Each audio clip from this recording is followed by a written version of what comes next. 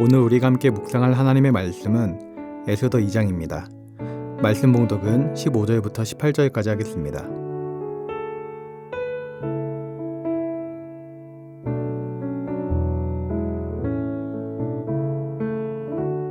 모르드게의 삼촌 아비하일의 딸 곧 모르드게가 자기의 딸같이 양육하는 에스더가 차례대로 왕에게 나아갈 때에 궁녀를 주관하는 내시 헤게가 정한 것 외에는 다른 것을 구하지 아니하였으나 모든 보는 자에게 사랑을 받더라.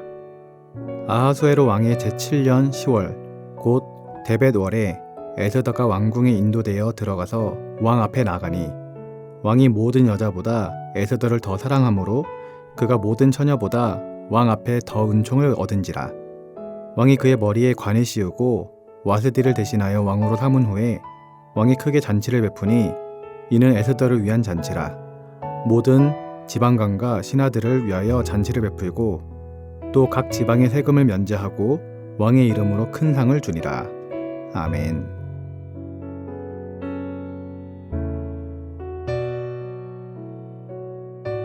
에스더 1장에서는 페르시아의 왕비인 와스디가 폐위되었습니다.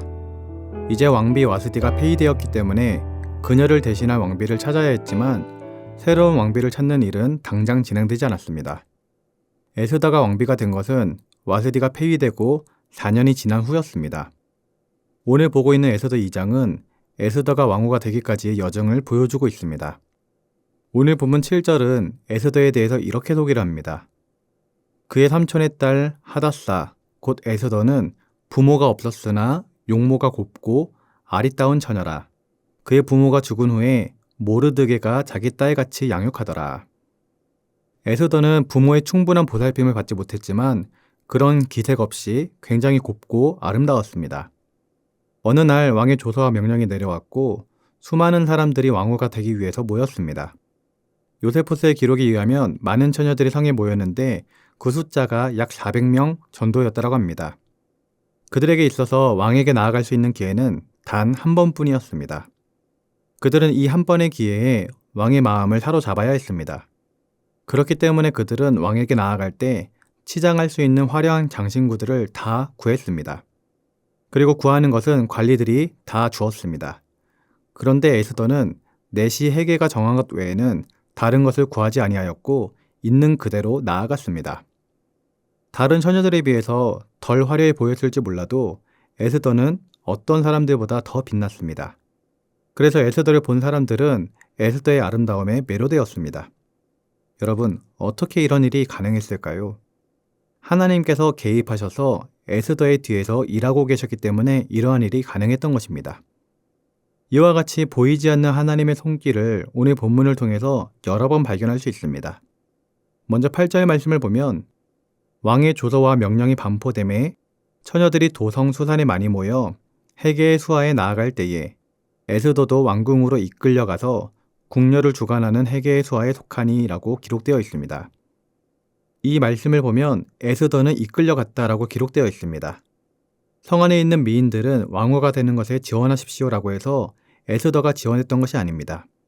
에스더는 그냥 그 누구보다 이뻤을 뿐이고 그 이쁜 것으로 인해서 왕의 수하였던 헤게의 손에 이끌려갔을 뿐입니다. 이어지는 9절 말씀을 보면 헤게가 이 처녀를 좋게 보고 은혜를 베풀어 몸을 정결하게 할 물품과 일용품을 곧 주며 또 왕궁에서 의뢰주는 7 궁녀를 주고 에스더와 그 궁녀들을 후궁, 아름다운 처소로 옮기더라 라고 기록되어 있습니다. 실무자인 헤게가 에스더를 좋게 보았고 에스더에게 은혜를 베풀어 주었다는 것입니다. 이 대목에서 어떤 이유인지는 모르지만 에스더는 헤게에게 은혜를 입는 것을 볼 수 있습니다.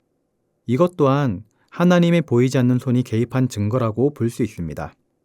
에스더가 예뻤던 것도 하나님의 은혜였고 내시 헤게의 눈에 든 것도 하나님의 인도하심이었고 헤게가 에스더를 좋게 본 것도 하나님의 인도하심이었던 것입니다. 그렇게 보이지 않는 하나님의 손이 이끄신 결과 에스더는 결국엔 왕후가 될 수 있었습니다. 에스더가 왕후가 된 이후에 한 가지 사건이 더 벌어집니다. 모르드게가 왕의 목숨을 구한 사건입니다. 모르드게가 대궐문에 앉아있을 때에 문을 지키던 내시들이 왕을 암살하려는 음모를 꾸미고 있는 것을 듣게 되었습니다.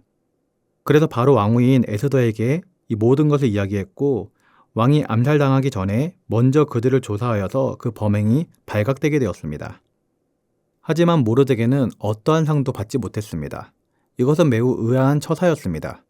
왜냐하면 이러한 공로가 있을 때에는 상을 받는 것이 일반적이었기 때문입니다. 그렇지만 모르드게가 상을 받지 못한 것 또한 하나님의 보이지 않는 손이 역사하셨던 것입니다. 오늘 본문에 소개되어 있지는 않지만 오늘 본문에 잊혀질 뻔한 모르드게의 공로를 통해서 훗날 하나님께서는 유대인들을 살리시기 때문입니다. 이처럼 하나님께서는 우리가 상상할 수 없는 방법을 통해서 역사하십니다. 요셉이 형들에게 버림을 받아 애굽에 팔려가게 되었을 때 인간적으로 보면 그의 인생은 끝난 것 같았습니다. 하지만 하나님께서는 요셉과 함께하고 계셨습니다.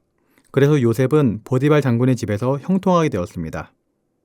요셉은 보디발 장군의 아내의 유혹을 뿌리치다가 감옥에까지 가게 되었습니다. 상황이 점점 악화되는 것만 같았습니다. 하지만 요셉은 감옥에서도 형통한 자가 되어서 감옥의 재반 사무를 다 담당하는 자가 되었습니다. 그리고 나중에는 왕의 꿈을 해몽해 주는 것을 통해서 결국에는 애굽의 총리가 되었고 그 땅에 기근이 들었을 때 형제들과 아버지를 구원하는 일까지 이루게 되었습니다. 요셉에게도 하나님이 보이지 않는 손이 항상 함께하였고 그의 인생을 붙들고 있었던 것입니다. 이처럼 하나님께서는 하나님께서 계획하신 일들을 우리를 통해서 이루십니다. 그래서 우리가 알지 못하고 깨닫지 못한다 할지라도 우리의 삶을 좋은 길로 이끌어가고 계시는 것입니다. 따라서 우리는 지금 나의 상황과 형편을 바라보면서 낙심하거나 실망할 필요가 없습니다. 왜냐하면 이 또한 하나님의 섭리 가운데 이루어지고 있는 역사 중에 한 순간일 뿐이기 때문입니다. 어려움에 처한 성도님 계십니까? 오늘 에스더처럼 원하지 않았던 길로 이끌림을 받아 살아가고 계신 성도님 계시진 않습니까? 일이 뜻대로 안 풀리고 막막하고 답답할 수 있습니다. 하지만 하나님의 때가 되면 모든 것이 역전되는 것을 믿으시기 바랍니다. 앞으로 살펴볼 에스더서를 보면 기적의 하나님이 에스더의 삶을 이끌어가는 것을 볼 수 있습니다. 요셉도 그의 상황은 최악으로 치닫는 것 같았지만 결국에는 완전한 역전이 되어서 온 가족을 살리는 위대한 일을 행하였습니다. 지금 처한 상황에 낙심하거나 실망하지 말고 전지전능하신 하나님, 사랑의 하나님, 우리를 좋은 길로 이끄시는 좋으신 하나님을 굳건하게 믿으시기 바랍니다. 하나님께서는 반드시 우리를 좋은 길로 인도해 주시고 모든 것이 합력하여 선을 이루게 하실 것입니다. 이것을 믿는 믿음 가운데 오늘 하루도 힘을 내시고 믿음의 눈을 들고 하나님을 바라보며 승리하며 살아갈 수 있길 주님의 이름으로 기도드립니다. 기도하겠습니다. 사랑의 하나님 아버지, 오늘 에스더 말씀을 통하여 하나님께서 우리의 인생을 붙들고 계시는 것을 다시 한번 살펴보았습니다. 하나님의 보이지 않는 손은 늘 우리 뒤에서 우리를 지켜주고 우리를 올바른 길로 인도하며 하나님의 일을 하게 하는 것을 깨닫습니다. 이 사실을 기억하며 지금 처한 어려움의 상황에 낙심하지 아니하도록 우리에게 은혜를 더하여 주시옵소서. 세상을 바라보고 지금의 현실을 바라보면 막막할 따름이지만 하나님의 때가 되어서 하나님께서 일하시면 지금 가진 모든 어려움들은 순식간에 사라지게 되고 하나님의 영광만이 가득하게 되는 줄 믿습니다.